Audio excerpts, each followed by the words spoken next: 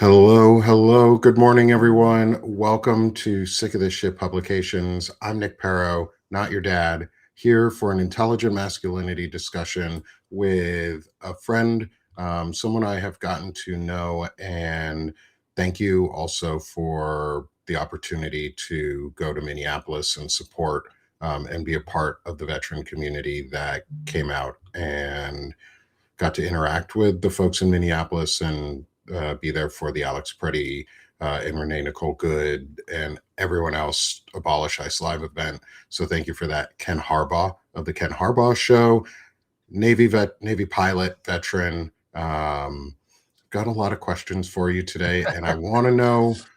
Would love for you to introduce yourself to everyone in our audience if they don't know who you are, and then get your thoughts real quick before we get into any of our actual questions of some of the things going on and the war that's Yeah. started due to this fragile masculinity that is taking root. Well, I think that's a big part of it. Thanks for having me, Nick. It was great linking up with you in Minneapolis, and especially seeing so many veterans come out to defend the honor of Alex Preddy. That concert was literally right across the street from where they took him from us. And just thinking about what he spent his life doing, not just his last moments, but what he spent his life doing, caring for veterans as an ICU nurse, which meant he was there many times in a veteran's last moments. So it was great to have you out there. Great to have some of our influencer buddies as well. I'm Ken Harbaugh. I have a show on the Midas Touch Network in the excuse me, Nick, in the 3 a.m. hour. If you want to get it when it first comes out, obviously it is archived, so you can go to the Midas Touch Network anytime and see the Ken Harbaugh show. But I'm former Navy pilot. Ran a couple of veteran service organizations like Team Rubicon and the Mission Continues, but have spent, oh man, it's hard to believe it, but the last 10 years trying to figure out how to help us get through this Trump era. I am first and foremost a dad, and I will never forget the morning after that 2016 election, having to go upstairs and tell my daughters what had just happened, what we had just done as a country, after having assured them during that whole campaign cycle that we would never do this. America is too good, too smart to fall for a con man like Donald Trump. But we see where we are now, and Americans are dying as a result, as you observed, of this fragile, toxic masculinity. Thanks, Ken. It's good to have you with us, and thanks for that intro. And yeah, I want to get your thoughts on specifically around some of the quote leadership that we have, especially Pete Hegseths and some of the reporting that has come out around officers promoting a holy war and the violation of oaths and separations of church and state and our military's legacy. Could you talk on that as from your knowledge as a veteran and someone who's taken that oath, and what it, because I asked my dad, who's also a veteran, and he was like, I would have fired those fuckheads for saying that right away. But I'd love your thoughts on Pete Hegseth and these actions that are leading us into what appears to be a holy war and a new crusade, which is not what our military is for. Well, I think this problem infects multiple domains in the American government right now. It goes back to this virulent Christian nationalism that is on the rise, that has blended with this weird masculine cosplay. And I think a great example that is all over the headlines right now is this Markwayne Mullin character, right? Who's going to be the head of DHS unless there's a miracle, unless John Fetterman comes to his senses or someone else does. But here's a guy who never served, who never went downrange, but talks as if he's, a SEAL Team 6 guy. He talks about the smell of war in your nostrils, and when pressed on it, like like the guys at the bar every veteran has run into, mumbling to himself, trying to get attention. Talks about how classified the mission was, that he can't talk about it because only 4 people in the U.S. government were read into it, and he's one of them. Mm-hmm. And even the senators questioning him can't know about how super secret his missions were while he was a sitting member of the Energy and Commerce Committee.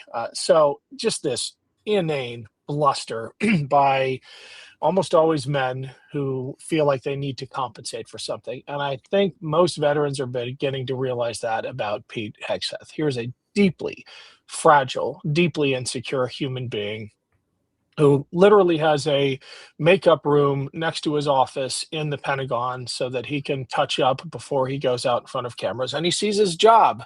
He sees his job as strutting and chest thumping in front of the cameras, not doing what's right for the American men and women downrange, bearing the burden of this stupid warrior cosplay. And he also wears this mantle of I would say idolatrous Christianity, because it's nothing like the Christianity I was raised on. It's a fire and brimstone, bloodlust-ridden Christianity that talks about vanquishing our enemies. And when you hear Pete Hegseth say he's going to dispense with stupid rules of engagement or give the enemy no quarter, it's not just illegal and tantamount to suggesting we commit war crimes. It's deeply antithetical to the faith he professes to hold. And I think more people need to call him out on it, especially veterans, because we all know the vet like that. We all know the lonely guy in the bar who's trying to compensate for what he's not. And Pete Hegseth checks every box. He just happens to run the Department of Defense, so he's just so much more dangerous in that role than your average loser at the bar. Yeah. And so I've been building this show so that we can push back on shit like that, on disgusting men like Pete Hegseth and Markwayne Mullin, who is my neighbor state's Senate. Like he's gross. Like Mullin he's not the best of Oklahoma. And Oklahoma does have really good people in it. Like I know some really great people out of Oklahoma. Wonderful state. They are misguided. They are uneducated. They are purposely led that way. And it's allowed this type of masculinity to fester on purpose. And so I know Ken's got a hard stop today at the 45. So we're going to try and stay on topic. So normally we'd meander for a little while, but we're not going to today. And this is where we can sort of like, we can shift right into our questions on like the difference between men like Markwayne Mullin who cosplay masculinity, cosplay and do stolen valor, because that's what it is. What Markwayne Mullin is doing is claiming stolen valor, that he knows what war smells like because he's been there. He hasn't. He's never been. I don't even think he's ever served in the military in any capacity. He's just a cosplayer. He's a fake cowboy from Oklahoma, because cowboys aren't actually from Oklahoma. They're from Texas, or sorry, they're more from California and Texas area than Oklahoma. Sorry, Oklahoma. You guys are just the Dust Bowl. But we're going to shift into a better masculinity. And that's what intelligent masculinity is all about, is showing models for men that they can follow and finding models that are out there already that are leading the way and giving us really good examples. We've gone through men like Wajahad Ali, Bobby Jones, Marlon Weems, Chris Goldsmith, Evan Fields, other veterans, other non-veterans.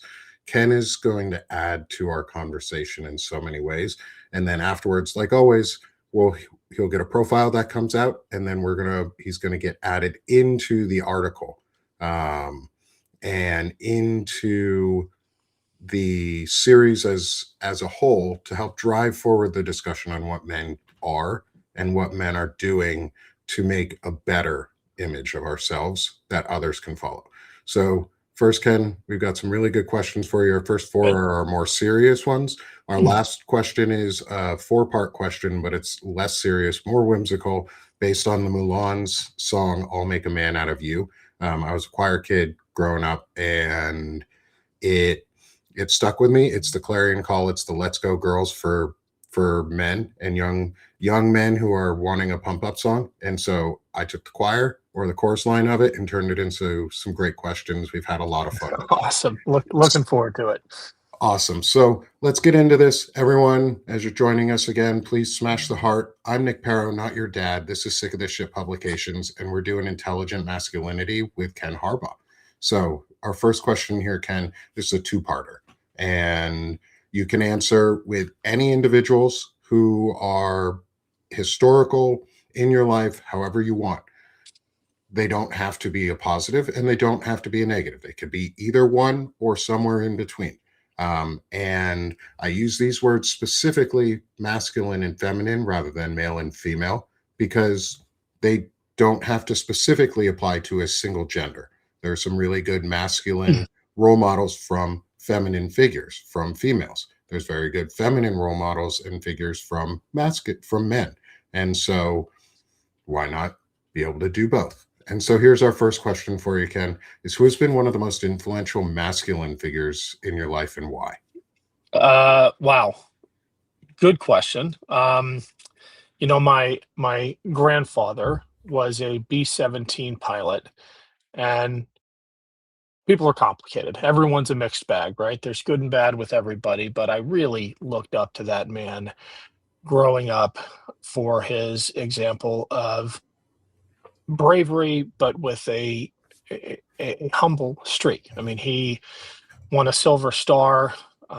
He was awarded a Silver Star after a mission in the Pacific. He was a B-17 pilot where his bomber was ambushed by an entire squadron of Zeros, and I think every officer, maybe every member of the crew was injured. He took a 20 millimeter explosive cannon round through his thigh and still was able to limp the plane back. But he never bragged about it. There were clippings all over the House articles written about him, but you had to sort of pry it out of him. It was the kind of heroism that is real because you don't wear it on your sleeve. The only time you wear it on your chest is when you're wearing your medals for a funeral of a buddy, and it stands in such sharp contrast to the phony heroism of someone like Markwayne Mullin, who wears something he did not even earn on his sleeve in his hearings. He talks about it on TV, and by all accounts, was never even there. So I think that contrast was really formative for me as I thought about how I wanted to be as a man, as a grown up, and the image I wanted to project. So my grandfather looms large. Of course, he dealt with some real issues coming back from the Pacific as a severely wounded combat vet. But I think on balance, I know on balance, he was a tremendous human being and an incredible role model to me and my brother. That's awesome. I feel unfortunate in many ways because I didn't have my grandparents for too long in my life. So I never got to experience one of my grandfathers, and my other grandfather died when I was 5, I believe. So I never got to grow up and hear and get that influence from them in those ways. And when I hear others talk about like the multi-generational impact that they've had from grandfathers and others, I feel really fortunate that my kids get to experience their grandparents on both Yeah. sides, and so that they can learn and maybe garner those lessons from their grandfathers or their grandmothers or even their great grandparents who are still around. And it's great to see other men learning from previous generations, especially where previous generations, the definition of masculinity was looser in previous generations. And Can you tell me a little bit about how you think your grandfather maybe differed from some of the men around him, in why he gave you that influence? Because, like I said, Hmm. generationally, things have changed. Words were more acceptable at certain times, phrases came out of other places that we don't always know the definitions of, and other things were we weren't as strict or as understanding in our moral ideas at times, or that's how we see the past, anyways. And how is he different than some of the other men around him, that gave you a positive example to grow off of? That's a great question. I mean, I'll tell you a little bit how he was the same as as I buy time to really answer your question. In that generation, uh, everybody was called up just about. There was a common sense of sacrifice and duty. And while not everyone gave as much as my granddad, not everyone came home full of shrapnel. People understood the sacrifices that were being asked, and that is a huge departure from society today, um, where society doesn't really appreciate the burdens shouldered by those who were asked to fight on America's behalf. In my grandfather's generation, that was different. Not that I would ever wish for a world war, but it really was a world war and an entire nation at war when it came to the U.S.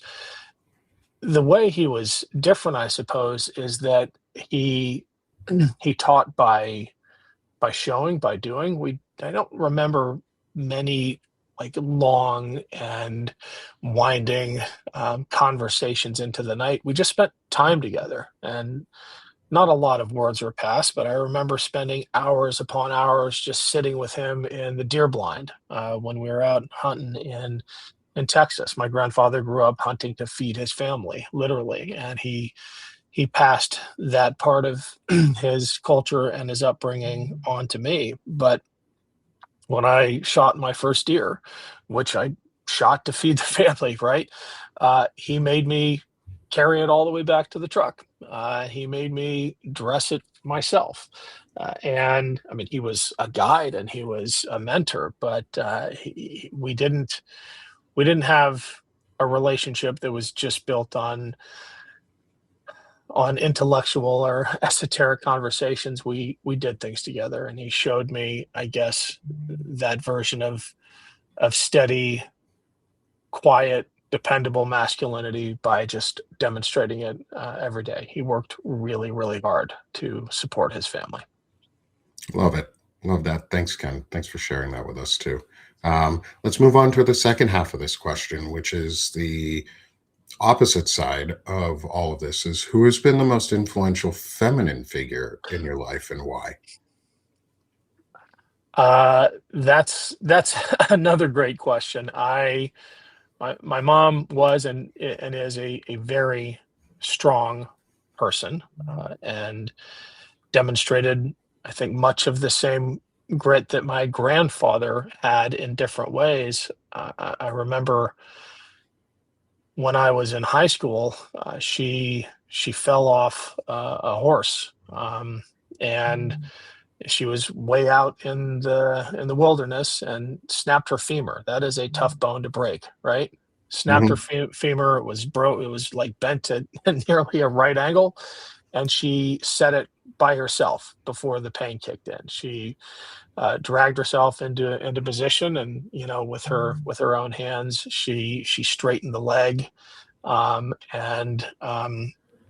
got help. And that's just the kind of role model that I grew up with. But I also think about my daughters who are equally brave in their own ways, and they are in their own ways role models for me as well. As someone who didn't grow up with sisters, it's been just wonderful getting to know. I probably shouldn't name them here, but getting to know my two girls and watching them grow up and seeing the incredible things that they're doing and going to go on to do. My oldest daughter just got into med school early. And Well, it is a congratulations. thank you. Well, thank her. Yeah, a totally different track than I ever considered. She's her own person doing amazing things. My middle daughter was born with some serious health challenges. At one point, the doctor, well, at the very beginning of her life, the doctor said, your little girl will probably never speak normally. She needed 4 major surgeries before she was 4 years old. But now she's in musicals. And her last big one, I remember her, I might get choked up here. I remember her coming home. She was trying out for Cinderella, the musical, at the local community theater. And she came home and said, Dad, I got the part. And I said, Lizzie, what part did you get? Are you like a mouse? Are you one of the pumpkins? And she said, No, Dad. They cast me as Cinderella. So she went from a kid who the doctor said may never speak to like being the lead in a musical about a girl who transforms. What kind of dogs do you have, Nick? I've got I've got a I've got 3 of them actually. That it's trash day, so they're loud today. got it. The Got it. garbage truck is out. I've Yeah, got a, I've a got. German Shepherd asleep right in front of me, so I'm glad I got the Oh, earpods in, or they would hear yeah, yours, and Archie would lose it. yeah. I've got a blue heeler mixed American Staffordshire Terrier and a Golden Hound, Awesome. which we got for free. The Golden Hound. Apparently, he's a designer dog, and he adopted us and broke into our yard. But yeah, I get my dog bells going off quite often. I have to say that's what you were just telling about your daughters is freaking amazing. I want to. I went to school for music, and I did the musicals in high school, and I was a Mm. choir kid, and I did music theory and composition at Carnegie Mellon, and I got to work with all the theater kids and the opera kids and the folks who were doing that kind of production, and I got to record the operas and the concerts and the events, and it's so amazing to see the life that comes and creativity that comes out of the Yeah, it actors really and is. It actresses. really And is. it's amazing, and I love it, and I'm so glad that you get to see your daughter do some amazing things. Like, we've gotten to one of the really unique things about all of this. I know it's sidetracking us just a sec. One of the really unique things, though, about all of this is I've gotten to meet parents who have adult children who, like you now and Marlon Weems, who we get to see and hear about their adult children and this amazing successes and how proud you are and how willing to show that emotion you are. And I think that is such a wonderful change from what we're experiencing in so many other men, where they don't show pride in their kids. It's almost like they don't care about their children having success unless that success directly impacts them and betters them. Whereas you're just proud for your daughter. You're just Yeah. so glad that your daughter is so excited and getting to do these amazing things. And I love it. It makes Yeah, me totally. it makes me happy just thinking about it. And hoping to see my daughter be able to do those amazing things as she grows up. Um, so thank you for modeling that for us all and showing us like what it does look like to be an intelligent man and someone who can show his masculinity, because it's just better humaning. And so building on this, if I were to throw out the words intelligent masculinity at you, because it's not a phrase we hear very often, um, is what does it mean to you to be intelligently masculine, and how would you define that concept? I have a working thesis, but I don't want to bias you with it until afterwards. I don't know. Uh, Maybe it's easier to find as a contrast, as sort of an oppositional definition, because I know what masculinity is not, right? It's not acting before you think. It's not lashing out. It's not pounding your chest and talking about no quarter.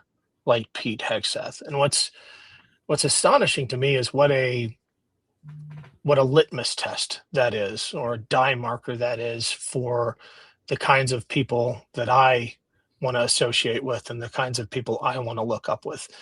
Just about everybody who sees Pete Hegseths do that and says, yeah, that's what a man should look like, is somebody I want nothing to do with. But the vast majority of people I spend time with and I'm around, they see that and instantly know something's off. They instantly see that for the charade it is. And when I'm talking about the men who have that reaction, that I think is an indicator of intelligent masculinity, a thinking masculinity, a non-performative but substantive masculinity that considers before it acts, that has as its foundational principle defending the weakest among us, and not beating up on the weakest among us.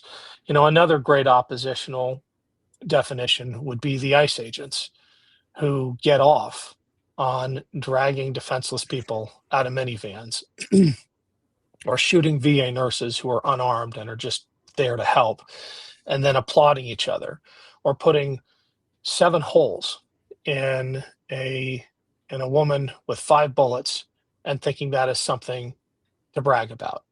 I'm not hypothesizing any of these things. All of these happen. In the case of the 5 shots and 7 holes, that might have been a CBP agent, but there are all these DHS thugs that descend on our streets and bully others and think that that's what makes a man, and it's not. It's just the opposite. And the real men I know look at that and instantly know that is, what's the word, that is compensating for something. They are they're covering for some deep insecurities or deep psychological issues. I don't know, maybe their granddads didn't spend time with them, right? Maybe their parents didn't love them, but it stands out so obviously to me that that kind of behavior has nothing to do with real masculinity. Yeah. No, I totally agree. I'll give you my definition so that maybe you've got something to build around to. I've gotten this over time. I started this definition and it's really felt right throughout all the interviews so far. Is intelligent masculinity is the refusal to outsource accountability onto others and the discipline to live with the consequences of your values and actions. And you describe a lot of that, and you've been describing that throughout what you've been talking about, and you've gotten some really amazing feedback from some of the folks in our chat, so they really appreciate what you've been saying. One of the ones that I want to read this one from our friend Zooples is, I thought I respected Ken before this podcast, but it's given me a newfound respect for this man. And so I think that's the biggest gift this series is offering, is showing men for who they really are in so many good ways. Nick, can I ask a boomer question? Yeah. Where's the chat? Oh, I would love to follow it. Oh yeah, I sent in the private show then, here. I'll send it again for you. Is it the Substack chat? Is that the Substack chat? Got it. Yeah. All right. That makes more sense. Okay. We don't really, our YouTube chat and our Twitch. So we're streaming on YouTube and Twitch right now, and actually on TikTok too. Hey everyone, on all our other platforms, if you're here with us, smash the heart where you're at and send a comment. We do have a comment stream there, but I don't tend to show it because it's not as active. Our primary place is on Substack. But what you were talking about, I want to read, because I've written a couple articles about this, and I won't derail us really too far, but what you said fits exactly within my article that is the first of the Intelligent Masculinity series, called Masculinity and the Lie of Outsourced Accountability. And I'm just going to read this small section. Is, when accountability disappears, violence does not arrive as an accident. It arrives as the central feature. This is why fragile masculinity thrives inside authoritarian systems. These systems do not require men to practice reflection, express empathy, or seek growth. Rather, they reward unthinking compliance while punishing moral consciousness. They offer men a mask, literal or symbolic, behind which harm can be committed without thought or ownership. The moment a man accepts that mask and allows himself to believe his actions are justified because someone else authorized them, his masculinity rots, becoming a hollow shell filled with hate and resentment. And that you describe that perfectly when you're talking about the ICE agents, about CBP and DHS and the culture that's in there. And Jen Budd has spoken about it a lot, and she has gotten a lot of attention recently on the investigations that she's been doing into ICE and CBP culture, because she was part of it, and the disaster and the hate and the what it is really underneath. Yeah. And the Christian nationalism that has been sewn into it to become our brown shirts. Our Hitler Youth is the CBP and DHS. We just didn't realize it. And they wear a literal mask to do what they do. Yeah. And whereas Ken's out here without a mask, exposing his face, talking about himself, expressing himself, he's being vulnerable and honest and authentic while he's doing it. And it works, and it shows people who he really is. He's not hiding behind anything. And so building that into the next question is, how do you intentionally model intelligent masculinity in your own life? Well, I've only been thinking about intelligent masculinity for 5 minutes. I love your framing, but I do think more broadly about positive masculinity, because obviously with Valor Media, we're trying to bring together creators and influencers who reject the toxic notions of masculinity that have overtaken the so-called manosphere. Not a term I love, but everybody knows what I'm talking about when I say it. You know, the podcast bros, the Joe Rogans and the Andrew Tates, who have somehow convinced a significant chunk of a generation of young men that masculinity means beating up on the little guy, or objectifying and subjugating women. That is not what masculinity is at all, much less intelligent masculinity. And Nick, I would love to expound on some of your observations with one more, which is that at its core, toxic masculinity, the opposite of intelligent masculinity or positive masculinity, is about cowardice. And you can push insecurity and overcompensating and all of that into it. But I think if you frame it in terms of cowardice, it not only skewers the performative cosplay of the Pete Hegseths and the Markwayne Mullins, it allows viewers and fans and others to begin to see it when it crops up. And I'm thinking just in one instance of that picture of Markwayne Mullin, like the epitome of performative masculinity, standing up in a Senate hearing, right, challenging the head of the Teamsters to fight, talking about being downrange on a mission so classified that he can't talk to senators about it. And yet there's that photo of him on January 6th, cowering behind the real men defending him and his colleagues. And I guess he's defending cushions, right, and benches. But he is not at the front of he is not at the tip of the spear. He is literally cowering. And that to me is a great picture of that fundamental truth about toxic masculinity, which is that it's about cowardice. And pick any one of them, right? Josh Hawley running for his life on January 6th. Joe Rogan talks a big game, but somehow sat out the longest wars in America's history. All of these guys, the entire Trump family, they talk about how tough they are, yet somehow every single one of them, as far as I know, like the first presidential family, at least in living memory, that doesn't have a single immediate family member with a connection to the military. That kind of performative masculinity at its core is about cowardice.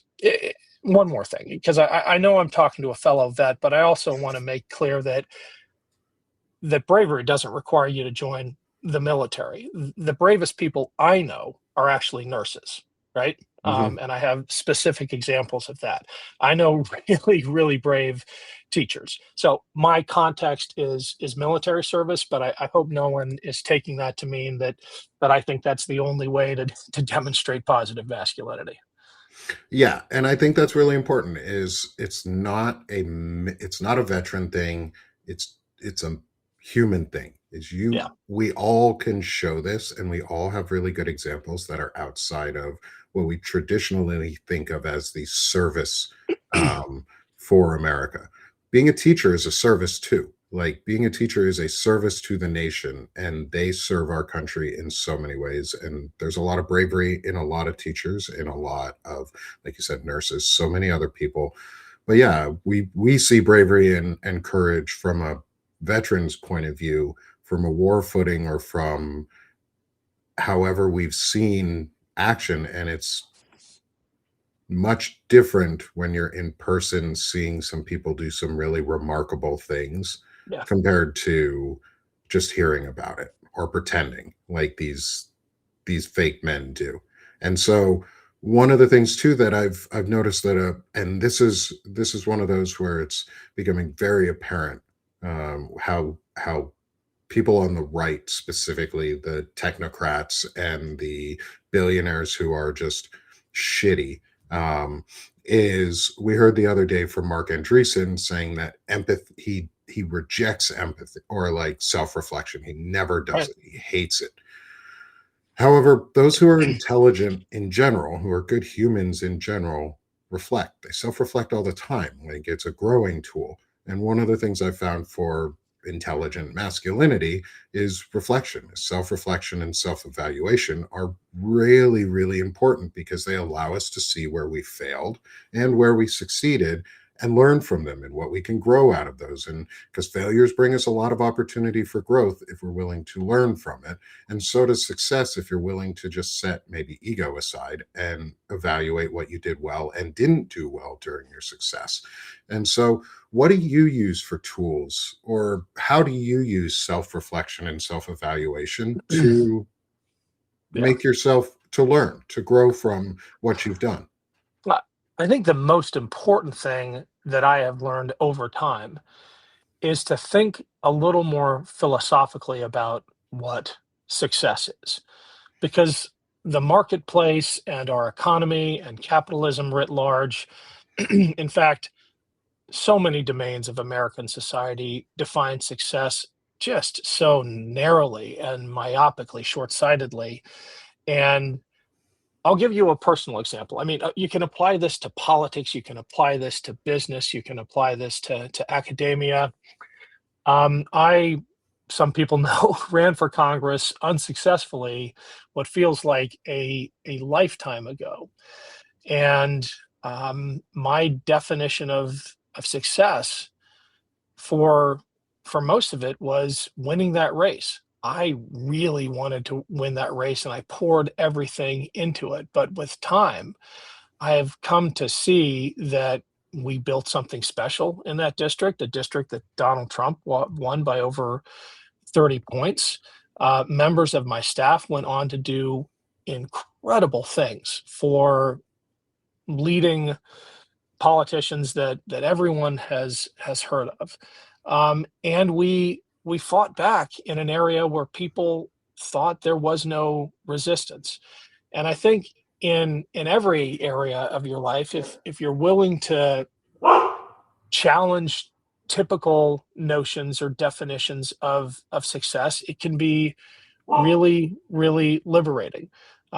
Success as a runner is not setting a world record. It's, you know, hitting your personal best.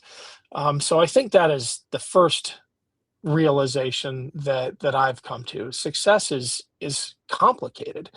And when I see these, I guess, objectively successful people, objective in the traditional sense, I see them as complete failures in life. Someone like Elon Musk, who might be the richest man in the world, but has no friends, whose own kids despise him, whose legacy is going to be largely one of harm and destruction, that doesn't seem like a successful life to me. Or Peter Thiel, or Jeff Bezos, or these captains of industry. I think there might be something, as I'm saying this out loud, about American capitalism that rewards that really narrow definition of success at the expense of not just the society, but the successful people themselves. Elon Musk is going to die a lonely, unhappy person. I suspect Jeff Bezos and Peter Thiel will die as unlonely and as lonely and unhappy people. Look, I'm going to die way less wealthy than them, but I'm going to have people who love me around me, and that, to me, maybe that's the ultimate definition of success. I love that. That reminds me of what Bobby Jones said. He said, "What you do in life, his his idea of success, or his goal in life, is to define the dash between the day of birth and the day of death, and what's in there, and what your legacy looks like." And you guys both define success in a really similar way, and it is way different than what these other guys do, what these billionaires do. Okay, we're running short on time, and I want to get Ken. We've got 4 super quick questions if we can get to them all. This is a lightning round, no wrong answer on them, and then we'll switch scenes real quick. And Ken, you can promote yourself and the work you do, and unabashedly get people to follow you. So here, 4 quick questions based on the Mullins. I'll make a man out of you chorus line. Okay. First, what does it mean to be as swift as a coursing river? All right, not a musical theater kid, so I'm gonna do my best. And this is in the context of Mulan, right? What does it Nope, mean to in be the context of life, in the context for you of what does it all right, mean? let's come back to that one. This feels like a Rorschach. Okay, how do you embody the force of a great typhoon? Oh my God. I am impatient. I am hopelessly impatient. My kids will say it's both the worst and best thing about me. I'm always on the move. I have 10 things going on at once, and I can't sit still, which I need to learn to do sometimes. I'm actually taking my son hiking in the Grand Canyon next week. So Nice. hopefully there will be no signal and I'll be able to tune out for a bit. And for those watching, Bobby Jones, who you've referenced a couple times, is going to be behind the mic at the Ken Harbaugh show for a week. So check it out. Nice. Yeah. Awesome. That's awesome. Next, how are you as strong as a raging fire? How am I as strong as a raging fire? Well, in spite of my impatience answer, I'm also really deliberative, right? I'm impatient, sort of in an active sense. I'll always like to move, but I think a lot. Sorry, what was the question? Strong as a Strong as a raging fire. I don't know if that implicates like pensiveness, but I'm going to stick with it.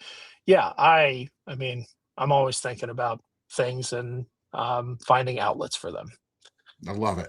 Final question before I have to let you go here is, how are you as mysterious as the dark side of the moon? How I don't think I'm that mysterious. I do a weekly show now with Dean Blundell, which has been a lot of fun.